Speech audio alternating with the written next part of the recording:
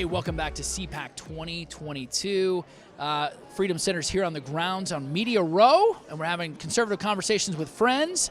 And I'm joined by a guest who needs no introduction. He's the host of Just the News, John Solomon. Hey, welcome. It's good to be here. Good to be in Florida. That's right. In the free state of the Florida. Land of the free. That's right. It gives all new meaning to the Sunshine State, right? It does, doesn't it? It really does. Yeah. And so I'm enjoying this. We're with a lot of great friends, a lot of bold conservatives leading out on front.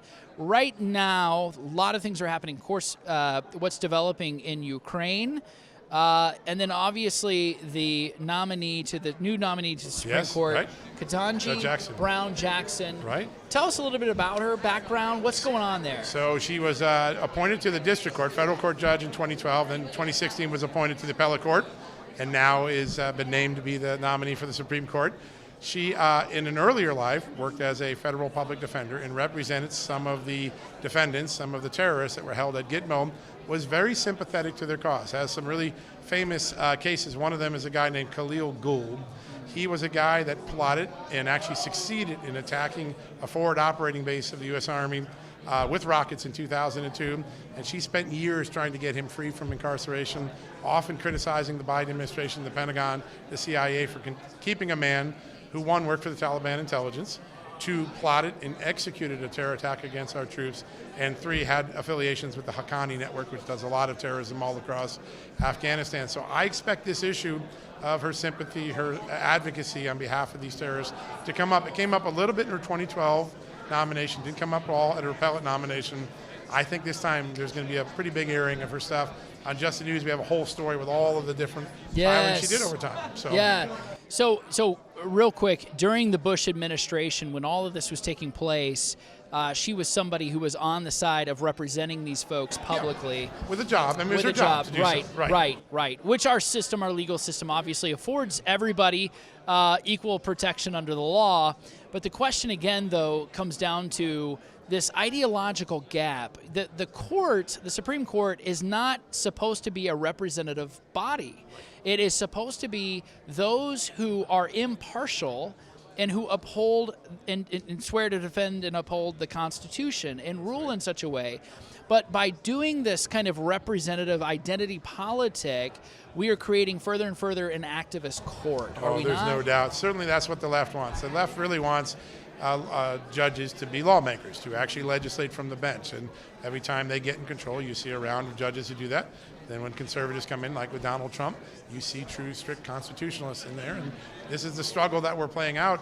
I think with her, beyond her activism, I think what will be a big focal point is the idea that somebody that attacked U.S. troops should not be considered an enemy combatant. That was her argument. Right. Two, that the President of the United States didn't have the right to detain enemy combatants. I think those things are going to shake even some of the Democrats who, are big fans of the military or in the 9/11 zone in Virginia or New York. It's going to be tough to watch what she wrote back in history. I think that's going to be one of the big issues that come up in the confirmation. I really appreciate what you're doing at Just the News, because you are reporting in areas, factual information that people are just missing. And you think about what mainstream media has done, is become such an activist propagandist piece. How much of this do you think is actually going to be reported on? We'll have to see. We have a story up today that's getting a lot of traction. In fact, people here have asked me about it since I got here, so I know it's starting to penetrate the consciousness. But listen, it's really up to the Senate Republicans to do a thorough vetting. There are some in the Senate minority that want to get this done quickly. They don't want to fight. They want to rush it through. They want to rush it through, thinking it hurts their electoral chances. But our founding fathers created this confirmation process not to get it over with for political saliency, but to vet the person before they get on the highest court in the land. So we'll have to see. I think people like Senator Ron Johnson, Senator Grassley are going to do a serious job. It'll be interesting to see if Senator McConnell and others, the minority leader, whether they allow this to go on and have an honest vetting of this candidate. Yeah. Transitioning what's going on the ground in Ukraine. The whole world is watching.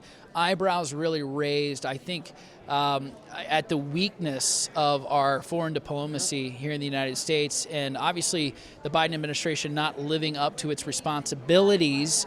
It don't care if it's Democrat, Republican, it should not matter. But when you think about a sovereign nation being invaded by another, by a thug, really, who in his own right is a terrorist himself, What are you reporting on? What are you seeing? What do we need to be aware of? You know, I think there are two things.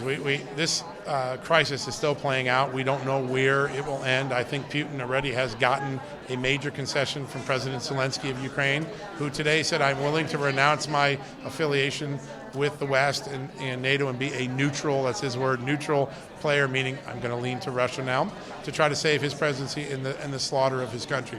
That already means that President Biden and his team have created a major loss for the West. Ukraine was the crown jewel of Democrats' plan to put democracy on the door of Russia.